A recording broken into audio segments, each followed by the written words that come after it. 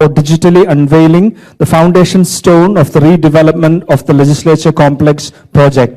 നിയമസഭാ മന്ദിരത്തിന്റെ പുനരുദ്ധാരണ പ്രവർത്തനങ്ങളുടെ ശിലാസ്ഥാപനത്തിന്റെ ഡിജിറ്റൽ പ്രകാശനം നടത്തുന്നതിന് ആദരണീയനായ ഉപരാഷ്ട്രപതി ശ്രീ ജഗദീപ് ധൻകറിനെ സാദരം ക്ഷണിക്കുന്നു.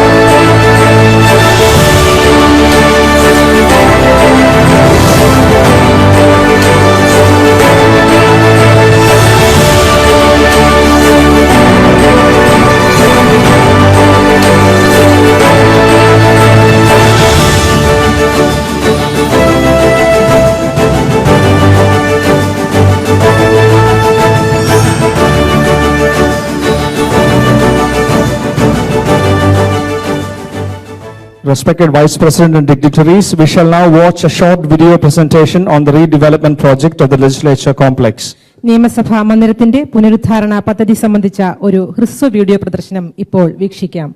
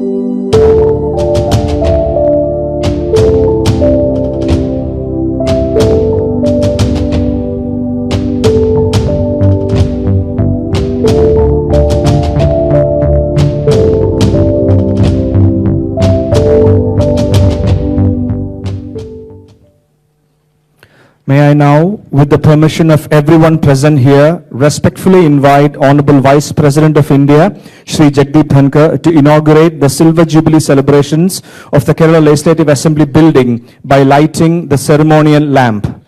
May I also invite all dignitaries present on the stage to join Honorable Vice President in lighting the lamp. Kerala നിയമസഭയുടെ രജത ജൂബിലി ആഘോഷങ്ങൾ ഭദ്രദീപം തെളിയിച്ച് ഉദ്ഘാടനം ചെയ്യുന്നതിനായി ആദരണീയനായ ഉപരാഷ്ട്രപതി ശ്രീ ജഗദീപ് ധൻകറിനെ സാദരം ക്ഷണിക്കുന്നു. ഒപ്പം വേദിയിലുള്ള മറ്റു വിശിഷ്ട വ്യക്തികളെയും ക്ഷണിക്കുന്നു.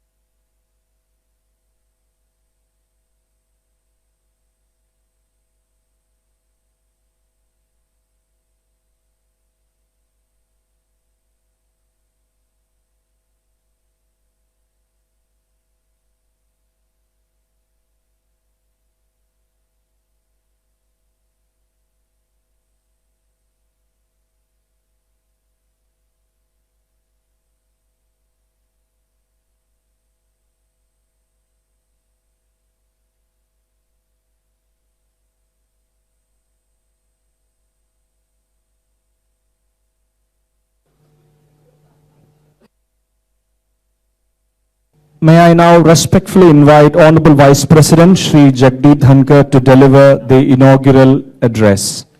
ഉദ്ഘാടന പ്രസംഗത്തിനായി ആദരണീയനായ ഉപരാഷ്ട്രപതി ശ്രീ ജഗ്ദീപ് ധൻകറിനെ സാദരം ക്ഷണിക്കുന്നു. Namaskaram, Shubdinam, warm greetings to all of you. Honorable Governor of Kerala, Shri Arif Mohammad Khan ji, a man of great learning, and I came to be associated with him when we both were elected to Parliament in 1989. We were members of the Council of Ministers then, a long association. Honorable Chief Minister of Kerala, Shri Pinarayi Vijayanji, a man of sublimity, a man of grace. I remember the every minute I spent with him when he called on me when I assumed the office of Vice President. He brings on the table huge commitment, directional approach, and statesmanship.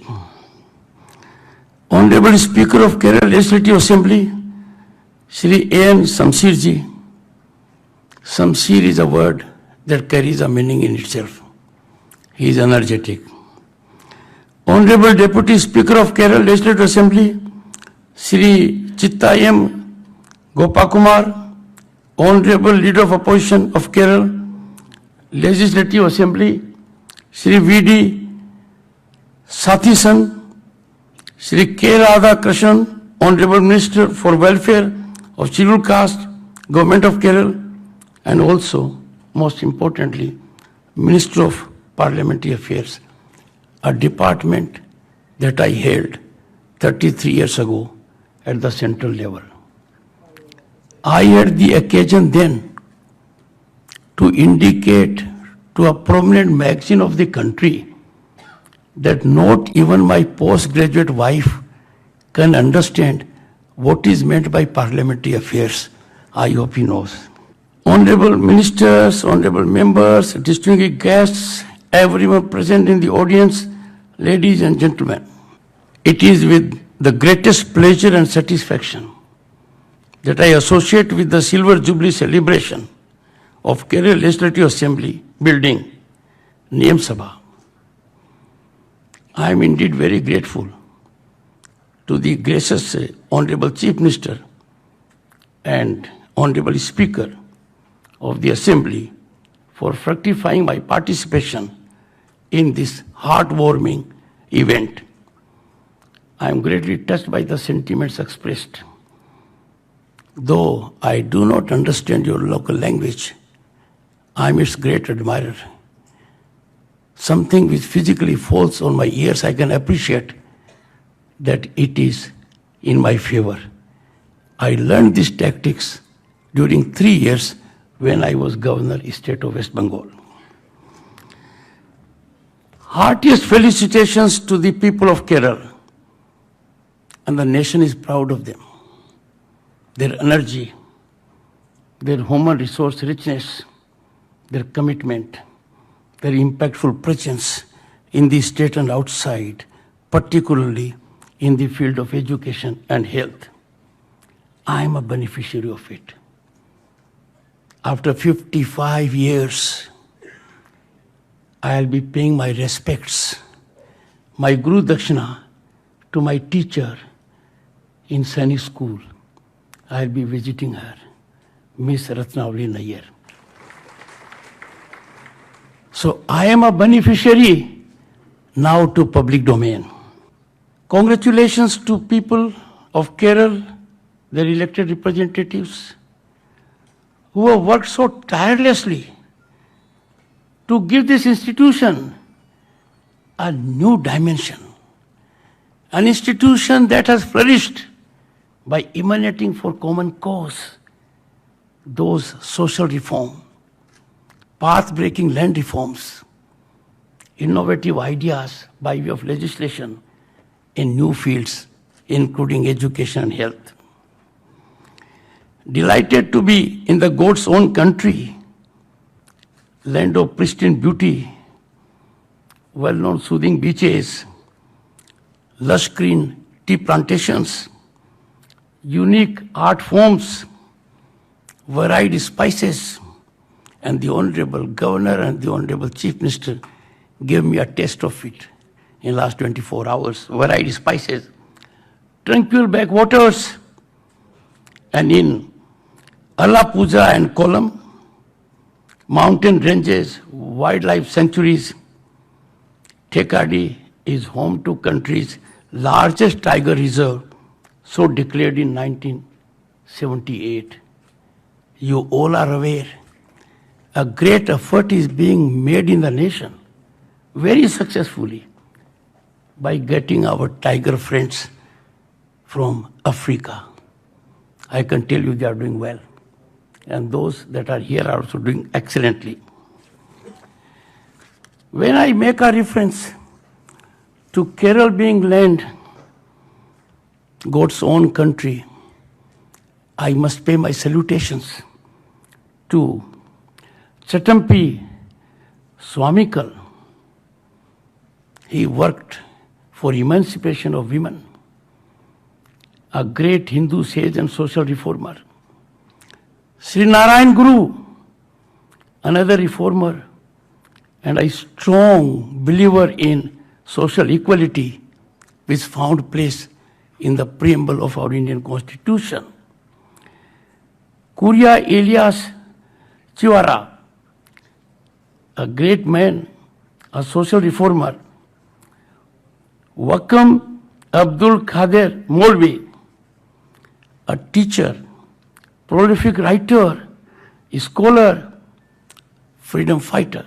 Chitira Thirumal Balrama Verma, a king at that time, could contribute so magnificently with sublimity, emanating best of traditions in democracy, which the world is professing at the moment.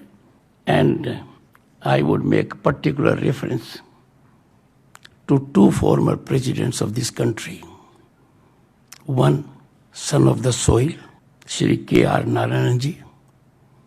I had the good fortune and occasion to interact with him when he was a member of Lok Sabha and I was a Union Minister. It was he who inaugurated this building. What an occasion for us. And what a proud moment for me, that one for whom I had enormous respect, I am associated in some measure with Silver Jubilee celebrations and further improvements. APJ Abdul Kalam, the missile man, may not be son of the soil, but he started his journey that shaped India's space research in a small room in this place. My salutations to all of them. I would be failing in my duty if I do not make reference to some of the other very illustrious sons of this soil that make our Bharat proud, whose contributions are impactfully changing our lives for the better. I would say Padmasambhava Swami temple was built by the king, and that king, Marthand Verma, goes down in history for giving us such a temple. EMS Nambudripad, he created global history by becoming the first elected chief minister of a communist party that sent ripples across the globe. As a senior advocate and having been in constitutional position, EMS, as popularly he was known, also faced the constitutional brunt for the first time of Article 356. And that was done at a time when a prime minister was in seat and a future prime minister was heading the organization. I learned how people are enthused with Mammootty, with Mohanlal, They are impressed greatly. I have seen myself on my visits to Middle East and elsewhere. Padam Shri M.A. Yusuf Ali is generating positive vibes. I've seen it myself. Padam Bhushan, Yesudas, the musician, who does not know him? And ladies and gentlemen, hold your breath. We have a nominated member from your state in Rajya Sabha, P.T. Usha. And she is on the panel of vice chairman. Queen of Indian track and field. I would make it a point next time to visit her village so that I know what is there in Payal is so special that she has made the entire nation proud. Ladies and gentlemen, if we go a little further, when I became a minister, Chaudhry Devilal was Deputy Prime Minister, a man who believed in farm development. I was Parliamentary Affairs Minister at the junior level of governance of more than a dozen parties. Had the good fortune to be associated with all of you. Suddenly I was directed that we'll be meeting a great man who will tell us what agriculture is, what growth it can generate, along with 3 other distinguished members of parliament drawn from rural background like me. We had Dr. Varghese Kurian, the milkman. He is making us proud. We had Mr. Sridharan, the metro man. And who can forget the great contributions which is giving us a big mileage now. India's research in space has gone to the next generation. Only a few months back, Indian Space Organization had the good fortune to put in the orbit satellites of leading countries. I'm making reference, ladies and gentlemen, to Sri G. Madhavan Nair, a great man. It took United States a long time, more than 150 years, it will be more, to have the first lady judge of the Supreme Court of the United States. But we had one in a much shorter period in the name of M. Fatima Bibi. She was from this state. The first woman to be judge of the Supreme Court, and thereafter the situation has been positively on the rise. Who can forget the only Olympian from the state, Manuel Frederick, Arjuna awardee, Arjun Bobby George, Nightingale of South India, Padam Shri, K.S. Chitra, Padam Bhushan now. All these people have contributed and are representative. The list is long. I will not be making reference to politicians because their list is all the more. Any omission by me, I may suffer. So I leave it at that. I will not be venturing. We have an energetic local member of parliament, Lok Sabha. We have in Rajya Sabha, Alamaram Kareem, always alert, alert like a tiger. We have mild-mannered Muralidharan. When once I called him Muralidhar, somebody took objection that his name is Muralidharan. I said, you are making a mistake. I am not taking his name, I am calling him Muralidhar. Muralidhar is name of a god. So I will not make a mistake in that. We have enormously talented people, I leave it at that. Ladies and gentlemen, I landed yesterday and straightway went to Padma Swami temple. He spent more than an hour, prayed for the state and the nation, for larger humanity. Every second I spent there is indelibly imprinted in my mind and heart. What a great thing. You get a different feeling. And Providence, as it say, it is located, situated in Kerala. I was blessed. The tranquil ambience and captivating architecture of the majestic temple reflects rich heritage of Kerala. On this occasion, I again reiterate, may the Lord's blessings continue to touch the countless souls seeking guidance and solace. യമസഭ Assembly Building Foundation was laid in 1979. It took a long time. But take note of it. Somebody could feel the need in 1979 that we need more infrastructure. We need to evolve with changing times. And then we had the good occasion on 22nd May 1998 when the then President of India, K.R. Narayanji, inaugurated it. I would invite ladies and gentlemen your attention to what the then President said. Son of the soil here, enormously talented. He belonged to the prestigious Indian Foreign Service. I quote, this is what he said. In the great tree of Indian democracy, Kerala has been a flowering branch bearing some of the rarest fruits. I pause here for a minute. I made reference to those fruits. Innovative legislation, serving larger public cause. So he said so. He goes on to say, I say this not out of bias for my own home state. And then look at the honesty of the man, what he says further. A bias that I readily acknowledge.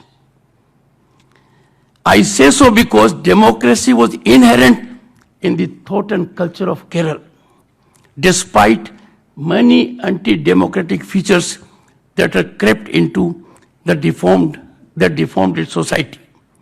The idea of freedom and unity, he goes on to add, which is the soul of democracy, undoubtedly it is, was instinct in philosophy of sanskara as it was in Upanishads, I unquote. On this occasion, I urge you all to go through every word that has been spoken by K.R. Narayanji. He was born in the state. He considered his bias, but what he reflected was full of objectivity, far-sightedness. Democracy cannot blossom. Democracy cannot prosper unless there is inclusive growth, something which has been emphasized by these speakers. Over these 25 years, these hallowed precincts, this building has witnessed evolution of Keralite society, serving as crucible where numerous debates generated executive accountability, a nerve center of many a path-breaking legislation. Reference has been made to this by the Honorable Speaker, and elaborately I could make out, though I was not fluent in language, by the discourse of the Honorable Chief Minister, and crystallized icing on the cake, cherry on the cake, by the Honorable Governor. Emphasized it. Buildings such as this are beyond work of brick and mortar. They are symbol of hope, reflecting aspirations of the people and imparting reassurance to the public at large. It is a crucible of blossoming of democratic values. Ladies and gentlemen, Kerala is known for its forward-thinking perspective and unwavering commitment to social justice.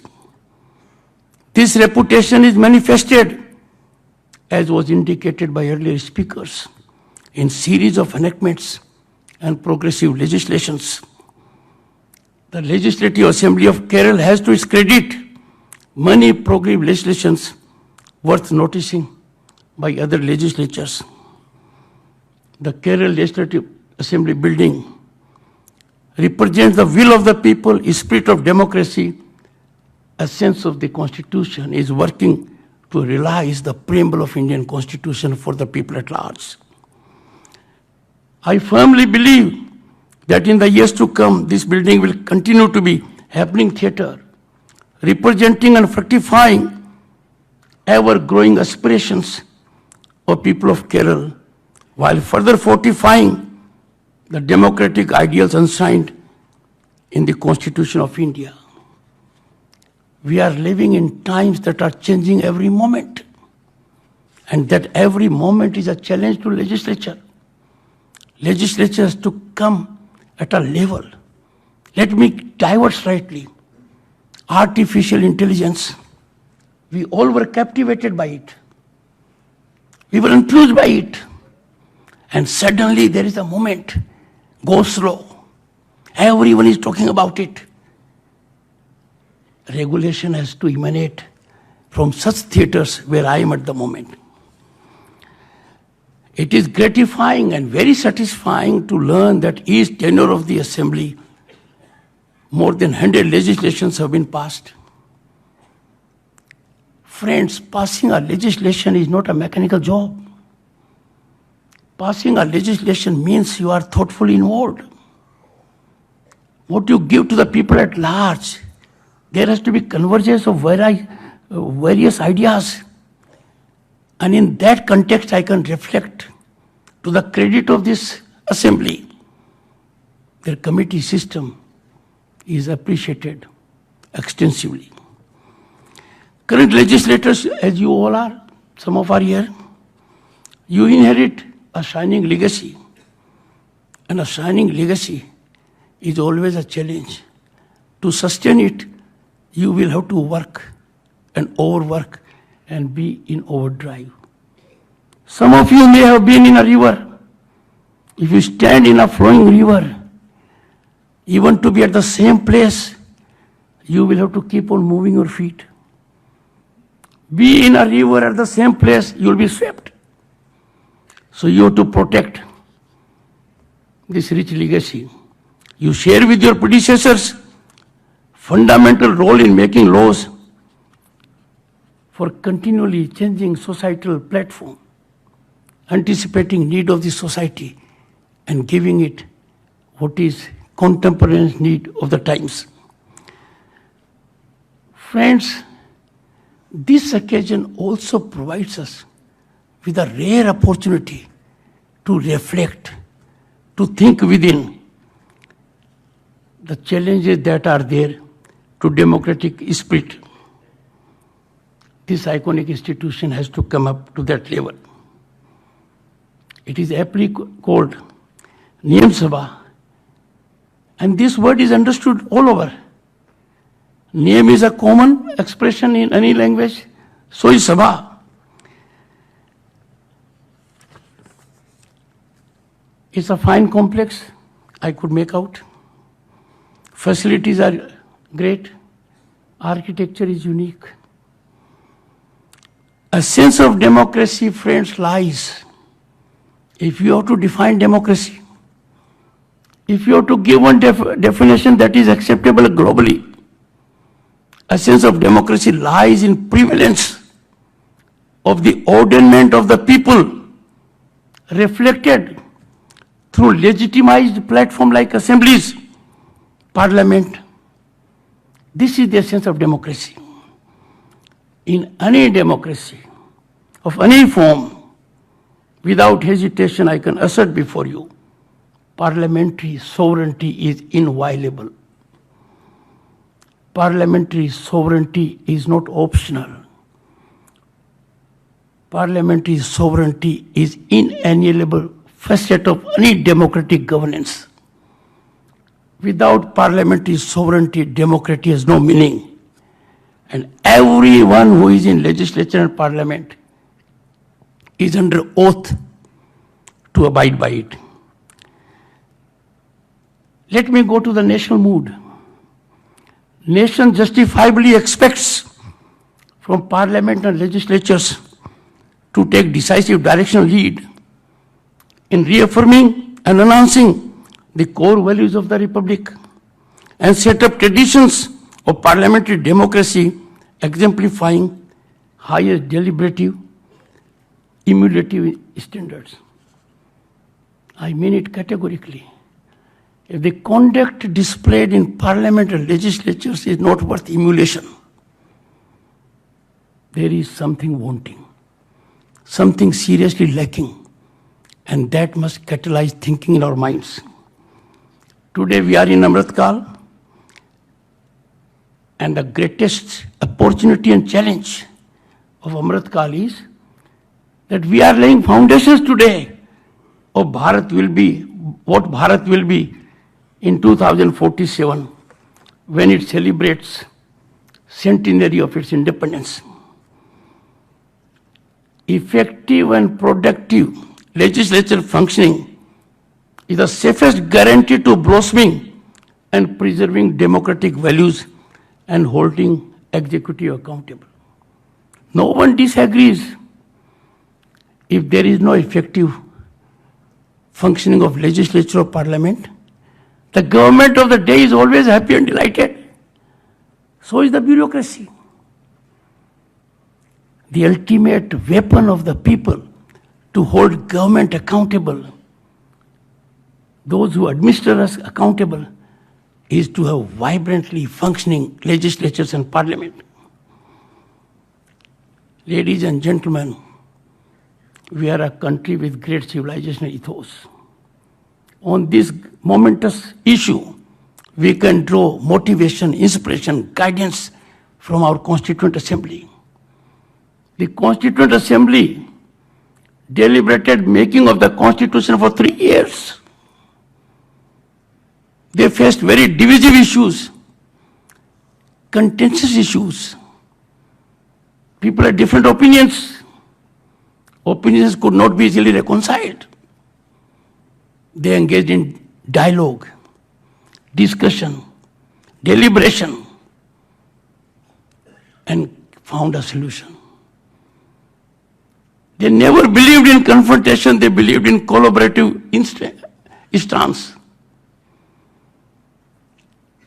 On a point of record, I can tell you, over 3 years, there was not a single disruption or a disturbance in the Constituent Assembly. Let us think within and try to find a way out. There is a worrisome trend I have seen all around, which we need to stamp out. I have a point of view. Someone else will have other point of view. I am not prepared to listen to the other point of view. In any civilized society, in any democratic form of governance, minimum you owe to the system is, please consider the opposite point of view. The other point of view.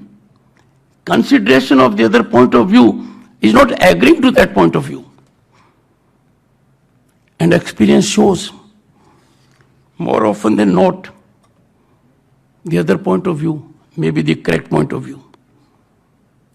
I want to suggest to you and plead with you, develop a culture. A point of view will not be rejected at drop of a hat. Consider it. It is your option to agree or not to agree.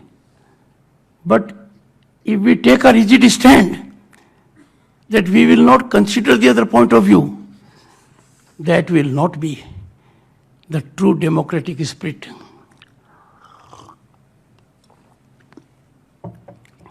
Democracy blossoms, prospers, and if I may indicate, it survives and sustains on there being unqualified reception, consideration of the other point of view. I wish to leave another thought with you. Where is the wit? Where is the humor? Where is the sarcasm?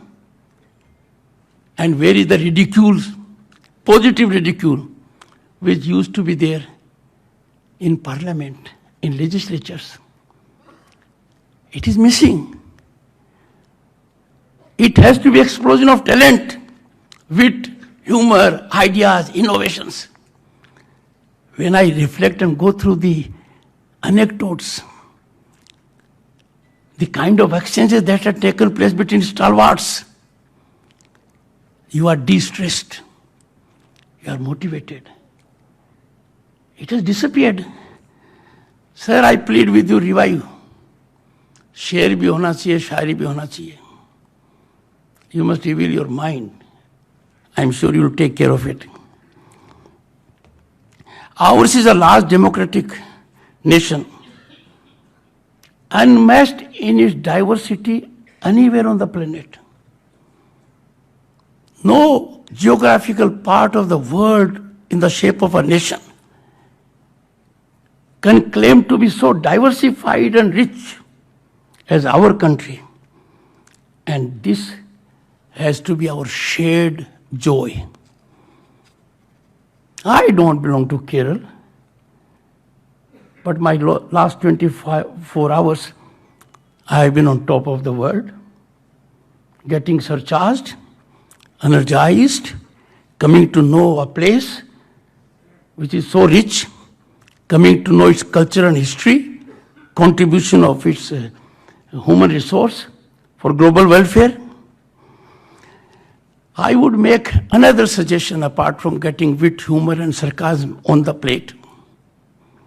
And that is, not all issues in democracy are looked through political prism. We have to take off our political glasses sometimes when the issues are concerning the nation. National interest has to be the ultimate primacy. We as a nation have to rise like a plateau together. There are several areas in which Kerala is far ahead. It has to share. Similarly, it has to get from other states also. But when it comes to the nation, non-negotiable, non-compromising, non-optional commitment, unqualified commitment to the growth of the nation is required. Ladies and gentlemen, legislators in particular, I leave a thought with you. Can we weaponize as a political strategy disruption and disturbance of the House? I can tell you, there is widespread anguish, pain by the people, students, young people. Why Parliament and legislatures are not debating? Why they are not discussing? Why we are spending crores of rupees only for disturbance? I preside Rajya Sabha. Each member of the Rajya Sabha is very talented. They bring on the table huge experience. They need to immobilize their remote controls so that they contribute maximum in Rajya Sabha, maximum in Parliament, maximum in legislature. It is particularly for the presiding officers, the Honorable Speaker is here, and leaders of the House to create a scenario where they don't scratch the surface. Scratching the surface is not the strategy these days. Dive deep, analyze the malaise, create a national consensus. The temples of democracy will be used for deliberation, debate, dialogue, discussion. Trust me, democracy will be threatened if these temples of democracy do not do their job. Then the job will be done somewhere else. Another aspect, we have in the country constitutional authorities. Constitutional authorities have to exemplify their conduct that inspires confidence in the people. They will have to exhibit a conduct that is not a public stance. They will have to exhibit a conduct of propriety, dignity, and decorum. Our institutions are functioning well. we have the world's most vibrant democratic nation.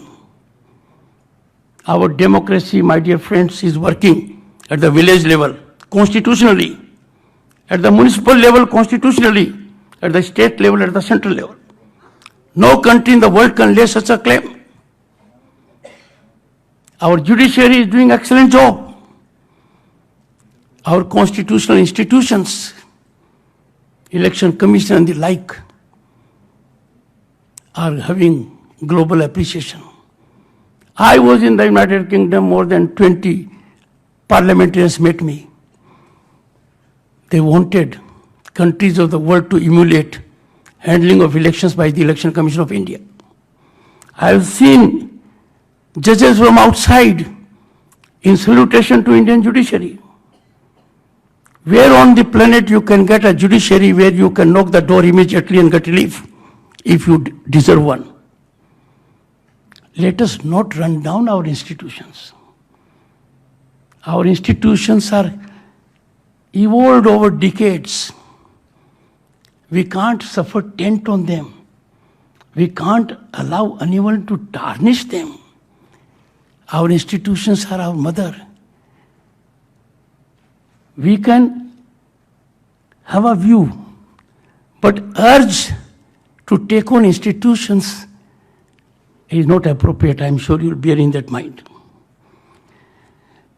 To ensure that the nation continues on its upward trajectory, national interest has to get primacy.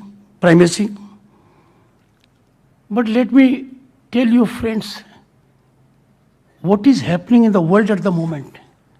Contemporaneous global scenario. In last few years, the governments at the center and states have taken a number of initiatives and policies that have created an ecosystem that you can fully exploit your talent and potential. The result of this is that in September 2022, less than a year ago, India had the good fortune to be the 5th largest economy of the planet. A decade ago, we were at number 11. From number 11, we came to number 5. And there was icing on the cake. We overtook whom? Our erstwhile colonial rulers. By turn of the decade, India will be the 3rd largest economy. And I have no doubt, the way we are going, the kind of inclusive growth we are promoting, in 2047, when Bharat will be celebrating centenary of its independence, we will be a global leader, acknowledged. On this occasion, therefore, I would say, when Bharat is on the rise as never before, the rise is unstoppable. The growth is on incremental trajectory. Let us all be proud Indians and take pride in our accomplishments. I have seen for myself amazing response of people to the contribution our diaspora is making.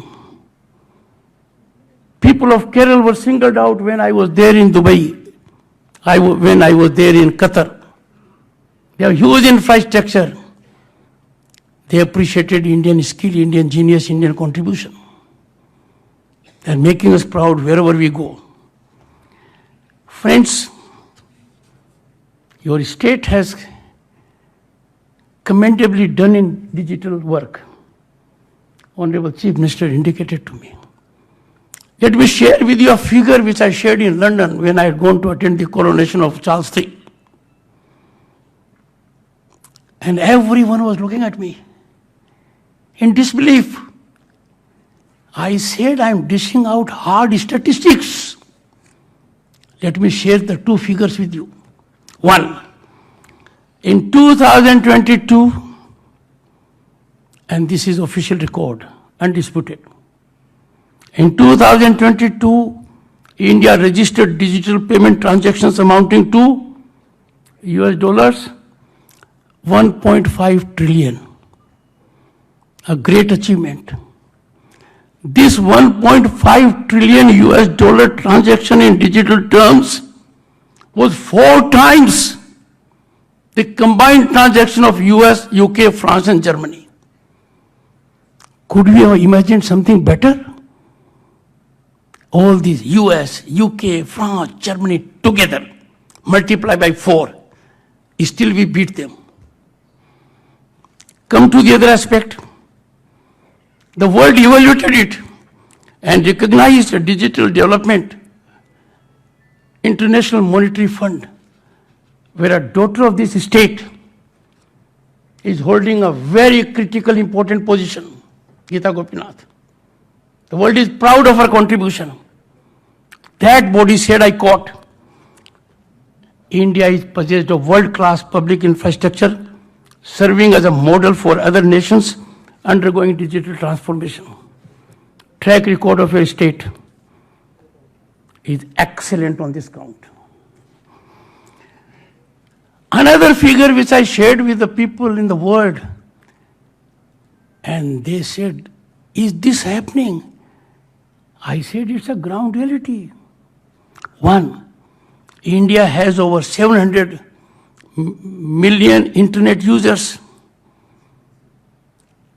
Per capita mobile data consumption last year exceeded such consumption in the US, in China, and taken together.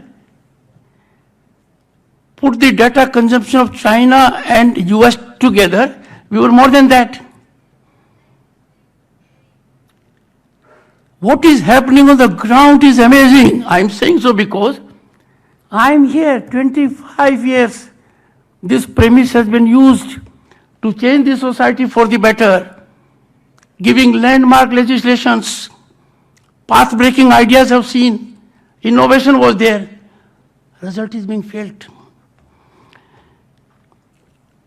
There is no pilferage these days when money has to go from state government or central government to the beneficiary.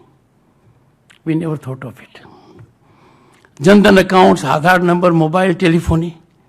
I know as a farmer, if 2.25 lakh crores, 2.25 lakh crores could go to 11 crore farmers, I am not on the money. I am on the mechanism that all those 11 crore farmers had accounts. They could get the money direct. What a development we are proud of it. Gratifying to note that with one of the highest internet penetrations among the states, I'm talking, Honorable Chief Minister, about your state. Your penetration in this area is one of the highest in the country. You therefore know the impact of it. Creation of technology parks, electronic cities. Kerala is in forefront to harness the potential of the people at large. And I'm sure it will continue to do so. The state's quality human resource, combined with this progressive culture, I'm sure it will be scripting a new history of inclusive growth. And that will happen. The government of India has launched the Digital India program in the year 2015 for digital infrastructure empowerment.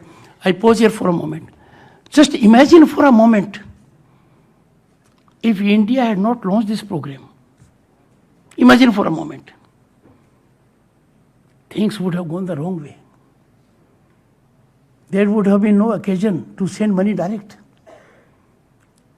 The middleman would have been there. Human interfacing would have been there. And we would not have faced the COVID the way we did. This is a great development. Ladies and gentlemen, I take great pride in sharing with you that the Kerala diaspora in the Middle East, North America, Oceania have contributed immensely to the state's gross domestic product through their remittance, which is one of the highest in the country. Another aspect, Our constitution provides freedom of speech to everyone. But there is greater freedom of speech given to the legislators and parliamentarians. If they say something in the parliament or legislature, ordinary citizen cannot take them to court. There can be no defamation, no civil case, no criminal case. A great opportunity, a great privilege. I firmly believe this is with heavy responsibility. There cannot be trading of false informations. There cannot be free fall of information. There to be deep sense of accountability. I am working on it. I plead with these speakers. They must seriously think about it. If you have a point, you can back it with facts, say it on the floor. You just can't make a loose remark of fact and ruin reputation of the people or run down the country. I am sure this is an issue where there will be healthy debate so that we move forward. Friends, we are at critical juncture of the history. And I say so because it is for the first time the world is looking at India. The world awaits our voice. Ukraine is one war where everyone has looked at us and others. India's policies are dictated now by national interest. And the world waits to see what will be India's response. I am extremely pleased to share with you that the central government and state governments are marching ahead in tandem and togetherness on most issues, generating wholesome ecosystem to ensure enduring welfare and empowerment of the people which is taking place. Time for all constitutional entities, this is my prayer to all. We must coalesce. We must come together. We must work in tandem. We must have collaborative stance. We must not be in confrontational mode. We must work towards realization of preamble of the Indian Constitution, inclusive growth. And then I can tell you, there will be absolute geometric growth of the nation, which already is taking place. I conclude by expressing deep sense of gratitude to the Honorable Chief Minister and the Honorable Speaker for affording me this great opportunity to share some of my ideas with the enlightened people of state of Kerala. I know everyone present here is a nerve center and epicenter, and the ideas will have far-reaching consequences for the better and betterment of humanity. And that is why, on this occasion when India is heading G20, the motto is One Earth. That is a sense of our age-old civilization ethos. Once again, thank you for your patience. Thank you. Jana Gana Mana अधिनायक जय हे भारत भाग्य विधाता पंजाब सिंध गुजरात मराठा द्राविड उत्कल वंगा विंध्य हिमाचल यमुना गंगा उच्छल जलधि तरंगा तव शुभ नामे जागे तव शुभ आशीष मागे गाहे तव जय गाथा जनगण मंगलदायक जय हे भारत भाग्य विधाता जय हे जय हे जय हे जय जय जय जय हे